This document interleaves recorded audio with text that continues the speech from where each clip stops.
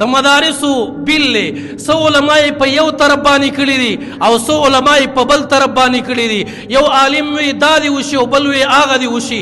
د عالمان تمام زمنګ د سر تاجونه دي، هغه زمنګ مشران دي، من ته قابل قدر، من ته قابل احترام دي، خو هغه چاته پیغام دی او هغه چاته خبره ده.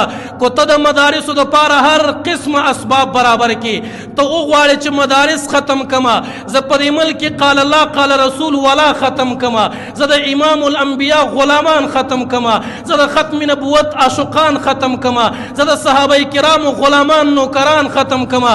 ان شاء الله ستا د عزمونه به د خاورو سره خاورې شي، ستا د ارادې به د خاورو سره خاورې شي، ستا د سوچ به د خاورو سره خاورې شي.